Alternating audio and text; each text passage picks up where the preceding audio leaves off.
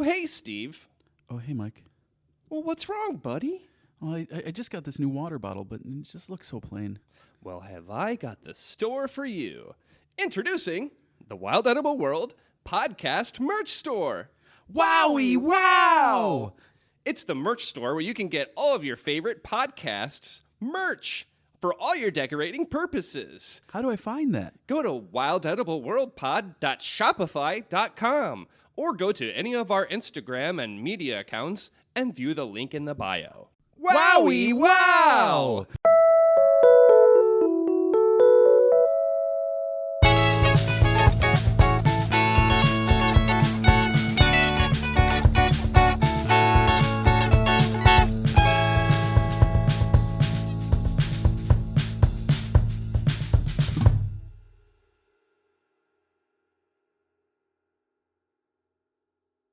It's another wonderful episode of the Wild Edible World podcast, and we have a friend with us today.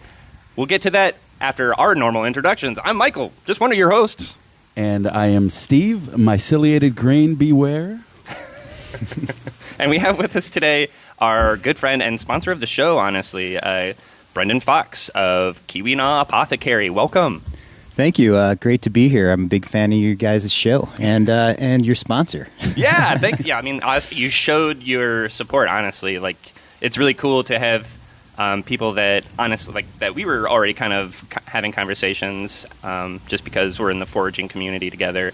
And it's really fun to be appreciated by your peers and to have them show it monetarily as well. Or, like, you know, not monetarily, but through your support in sponsoring us and just the normal support you give by sharing our show, talking with us, and like interacting with us. We love you. Oh, I love you guys too. It's so awesome to be here, and I've met you before, Michael, but it's great to meet Steve. Yeah. Finally, we did some nice hiking out in Batavia last fall, and that was a lot of fun. Yeah. We met together and had a drink and stared across the marsh. Yes, Nelson Lake, one of my favorite childhood lakes. It's cool. So, I mean, we wanted to talk to you a little bit about, your origin as a forager, like where you got started. Like, what was the first forage thing you ever remember eating? It's probably lamb's quarters. My grandfather was from rural Missouri, and he taught me about finding like roadside asparagus and making dandelion wine. But of course, lamb's quarters grows in almost everybody's backyard, so that was a super accessible little plant that he could teach me. And I remember eating it and being like, "Wow, that's just like spinach." And it is, yeah. Yeah. And I guess later on, learning more about like climate and just like human destruction of the planet and that kind of stuff, it kind of put me down I'd say like almost like a doomsday prepper kind of road, and Sure. And that's what really kind of snowballed it for me. Is I wanted to be able to, find food in the forest if I ever needed it, which eventually, turned into me communing with nature a lot. And There's nothing like it, man. Yeah, it just Seriously. my love of communing with the forest just grew and grew, and I learned more and more, and yeah. Personally, if I don't get out into the woods every few days, like I get anxiety from it. There's nothing calming like listening to all the bird sound, all the other animal sounds, little squirrels and chipmunks and shit jumping all over the place. That stuff, like, it heals me, seriously. Absolutely. So is this something that your family has done always, or is it something that you kind of started, the whole foraging piece and all that stuff? So my brother is into foraging as well, Sure. and his wife is. My wife is. They teach their two boys.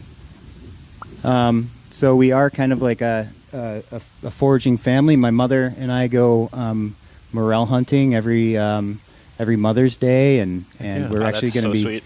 we're going to be going out later today to see if any of those early northern Illinois morels are popping yet. Mm-hmm. So, but yeah, I'd say I'm probably the most hardcore forager of the family.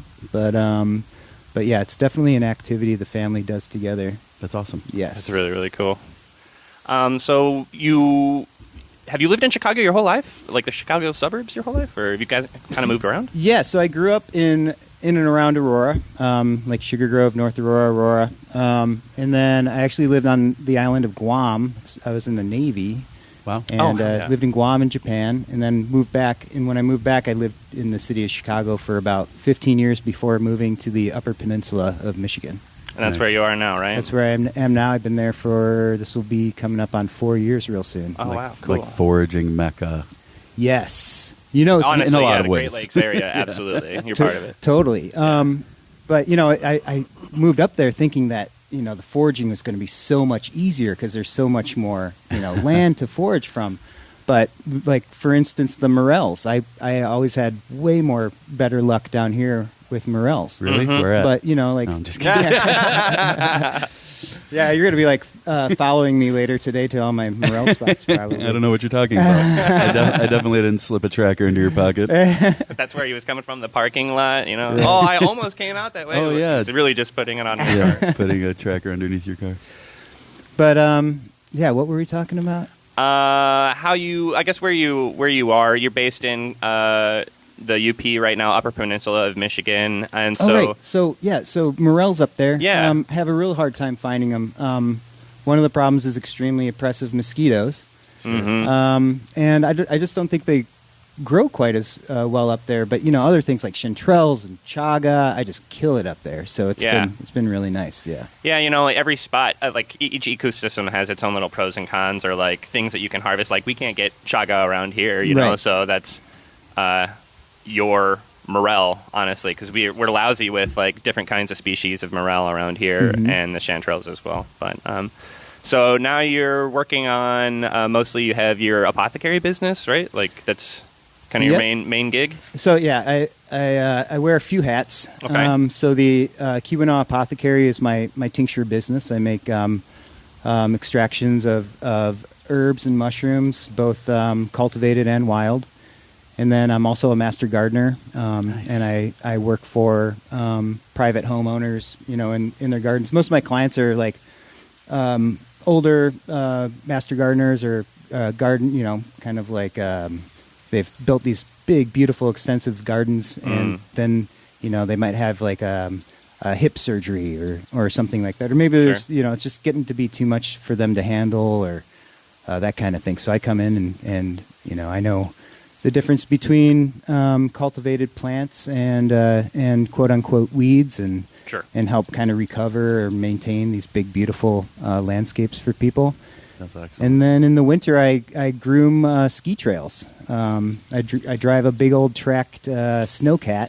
Those videos you would share of like the time lapse from like the back seat or something, Yeah. that was so cool. Just seeing you go through all these ski trails, and I've never seen that's something that was completely foreign to me. So. It was completely foreign to me as well just a few years ago. Sure. And, yeah, I had never even ridden like a snowmobile or anything like that. And, now I'm like an expert, you know, snowmobiler and snowcat operator. That's awesome. But yeah, Badass. almost every morning of the winter, I wake up early in the morning and ride around in the snowcat about 13 miles through the woods and look for chaga and take pictures of owls. And You get paid to do that? I get paid to do that. It's incredible. There's the city that we're in, actually, Plainfield, has gotten really big into cross-country skiing. Cool. So they just recently bought one of those like trail makers that you pull behind. I'm sure it's something similar to what you use. Behind And- a snowmobile, probably? Yeah, something okay. like that. Yeah. Yeah, so they're getting really big into it. The mayor, John, is just a fanatic. Awesome. Yeah. Awesome. Did you guys get enough snow for that this winter? No. No, I don't think Darn. so. No, it snowed like once. Yeah. Like we got one good Like one snow, decent and then snow. that was it. It was Yeah. gone a few days later. Very, very mild winter this year, Yeah. which hopefully makes for a good, you know, decent growing season. Maybe like Yeah. seems to be staying like while it's not snowing, it's just because like we still got a lot of rain, so it was kind of a pretty wet winter around here. Mhm. So hopefully the morel season's pretty good. I have a ton of stuff in the ground already as far as like garden plants. Well, yeah, the last frost came like way earlier than Yeah, it's supposed usual. to snow like Sunday night, I think. Yeah, but the And- ground's not even going to get that cold, Yeah. you know. So, let's talk a little bit more about, I guess, let's be a little bit specific with, like, the apothecary business. So, like, when it comes to your tinctures, like, what specific, you work with lion's mane and chaga. Those are some of the ones that you shared with us, I believe. And then Yep. some You also sell raw chaga as well? No, I'm not currently selling raw chaga.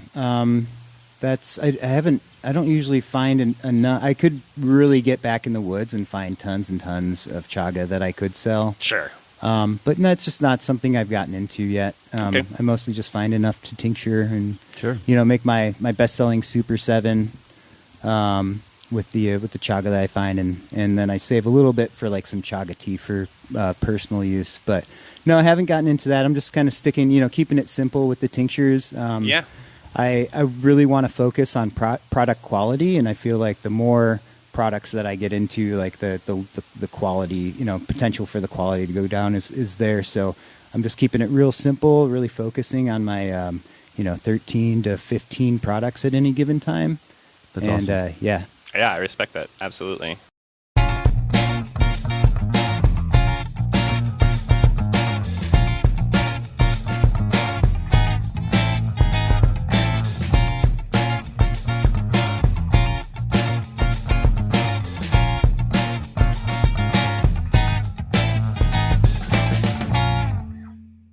Sigh.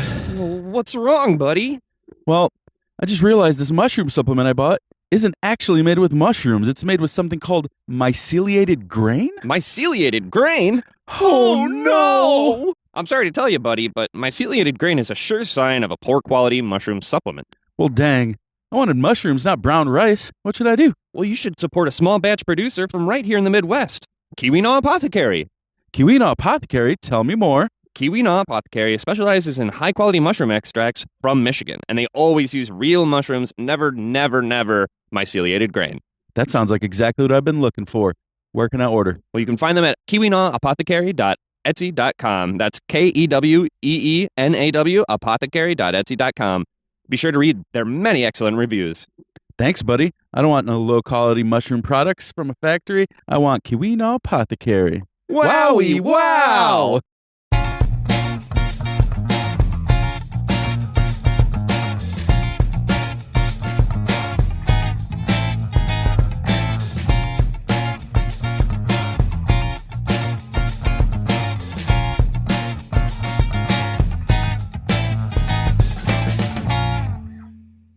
I'd rather buy your stuff over the other more popular, sometime medicinal mushroom mycelium supplement. That other company. brand. Yes. That other brand.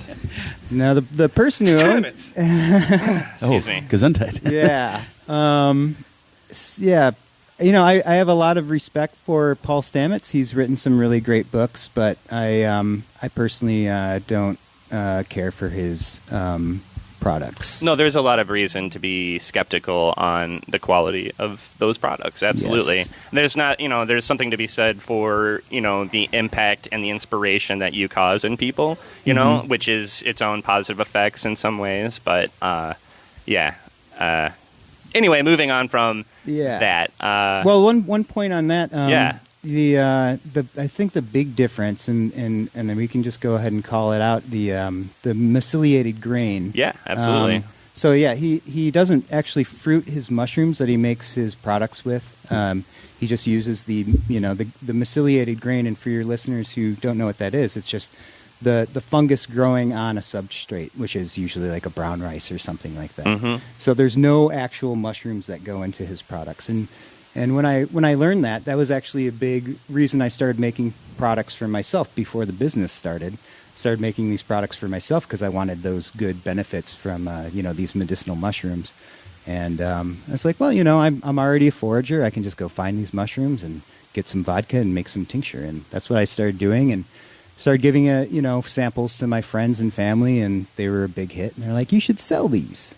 And here we are 4 hours later. I have somewhere around 1,100 sales on Etsy, and over 200 5-star reviews. And That's amazing. yeah, That's awesome. It's just booming. It's great. It's a dream come true.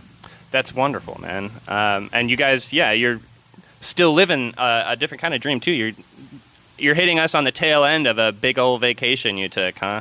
Yes. My wife Caroline had her parents own a farm down in North Carolina in the town called Kernersville. Yeah. And it's just a beautiful, beautiful farm, and we get to go. They have a tulip festival every spring, so we drive down and work at the tulip festival every spring. And this year we decided, instead of just cutting down through the lower peninsula of Michigan and like doing a straight shot like we usually do, we were like, let's go through Canada. So we drove through Ontario. Shortcut. Yeah. It was funny, actually. The entire time we were in Canada, we were actually south of where we live. Huh. Which is, you'll have to look at a map to kind of make that work in your brain. Latitudinally, yeah. Yes, exactly. What growing zone do you live in? Is it like 3B, maybe? Something 4A? 4A? Yeah, I'd say something like Somewhere that. in there? Yeah. Just curious. It's extremely short. Yeah, it was just before we started recording, I was telling Michael that we still had 3 or 4 feet of packed snow just 2 weeks ago. Dang. So, Wild. yeah. Nothing like that down here. Whole different place. But, Wow. we get a lot more sunlight. So Sure. it's a fast and furious season, both for farming or gardening and for foraging. Yeah, absolutely. So any good foraging up in Canada while you were on your travels? Unfortunately, our big travel day through Canada of about 8 hours of travel, which was supposed to be our really beautiful scenic drive through like the north shore of Lake Huron. Yeah. It pretty much like blizzard for like the first 5 hours and then thunderstorm for like the last 3. So it was kind of a big bummer. We did find a nice restaurant on the shore in a town called Perry Sound. That was kind of nice, but we did after that we went to Niagara Falls, which cool. I'd never been to Nice. before, and Canada that side's great. it just almost moved me to tears. Definitely. Just mind blowing. Yeah, For sure. it was incredible. And then a beautiful drive through the wine country once we got into New York. From New York to Buffalo, New York to Erie, Pennsylvania. It's almost like nothing but vineyards for like 200 miles. It's really incredible. That sounds like fun. I didn't know that. Yes, you have to take the scenic route off the highway along Lake Erie though Okay. to see it. So highly recommend. All right. That sounds like a wonderful, wonderful trip. Yeah, and then we stopped in Pittsburgh for 2 days. Drove through West Virginia, found some ramps. Actually, we found the ramps in Nice. West Virginia on the way back up. But Oh, there you go. yeah, West Virginia is just gorgeous. Of course. Virginia's gorgeous, as long as you don't get a ticket for speeding. And then North Carolina was wonderful. So. Awesome. But we are ready to be home. We're going to be driving home tomorrow, ready to Golly. go enjoy our own spring, which is emerging. Yeah, exactly. Yeah, safe travels up back north, man. Safe Yeah, travels. man, thanks for including us on your trip. This is awesome. So good to see you. Thanks for stopping by. Welcome back to your homeland for a little bit, and then we're gonna go take a walk and hang out and enjoy this nice weather Before we go. Yeah, before we go. Your favorite wild edible? Yeah, what's your current favorite? Like, what are you looking forward to the most this season? That's a good question. I think because I had such a killer chanterelle year last year, that's been heavy on my mind. Can't think of anything Listeners else. to the pod will know that chanterelles are Steve and I's very favorite mushroom. Yes, Very yes. favorite. Love it. So I'm stoked. Yeah, we Yeah. found so many last year, and I just ate chanterelles almost every day for the whole summer. What's the average size of the chanterelles up in the peninsula? Is it like as big as your hand, or are we talking like Chicago, palm-sized? There are certainly some that you can find close to maybe my hand, maybe not your hand. We do have. Dude, that's awesome. Radically. Though. That's I have Donald Trump hands, so my huge. That's awesome though, man. I've never been anywhere where you can find chanterelles that big. Ours, No. I'm always just dealing with ours. Ours are just like, Yeah. I mean, I was being But generous when I said the size of my palm. It's Yeah. really the size of my thumb or like my pinky. Sure, Honestly, sure. the Chicago chanterelles are very, very tiny. Yes. But they are numerous. Yeah, there's so, a ton of them. That's for sure. What else? Okay, so that's your mushroom. You got a plant? Got a plant in mind? I'm really excited about going after some. I want to pick a whole lot of self-heal this year. Cool. It's one of my favorite medicinal herbs. Yeah. I use it almost every day, like a couple of my mushroom tinctures. So it's definitely in my daily mix. Yeah, I really want to go after a lot more like teeny tiny herbs and just like it's like Yeah, picking dude. blueberries. For sure. I'm pretty excited about that. In the last couple of years, I've been on like an apple kick, like a wild apple Yes, kick. if you got, And so, yeah, for sure, looking forward to that. we have so many apple trees all over where we live. We got to plan a trip. Yeah. Yes. There's so many trips we got to play in Steve. Apple country. So we're renting our apartment right now, but we're shopping for a house, a little little homestead, and yeah, dude. it's really really common to find like old Oh, sure. orchard or like feral apples on properties. That's badass. Yeah. I mean, Absolutely. of course, they always mention it in the Yeah. in the listing. Oh, really? They'll be like, a selling point would be like there's old apple trees on the plot. Absolutely, yeah. Wow. Apple That would seasons- sell me, honestly. Yeah. I mean, it Like, if I would, were- but I feel like the housing market around here, they'd be like, well, that's just so much stuff you got to clean up. Yeah. Blah. I heard you No, have to prune those every year. I know, right? Yeah.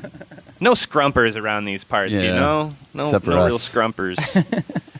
Well, cool. Any other questions, Steve? No, I think that's it.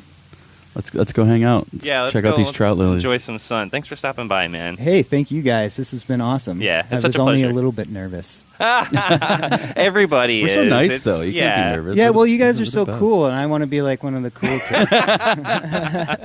You are. Promise.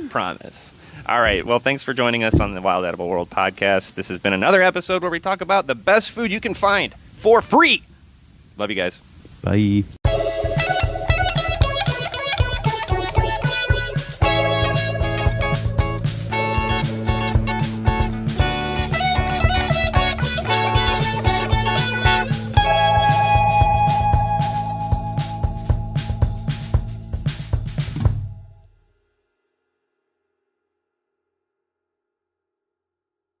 Oh, hey, Steve. Oh, hey, Mike.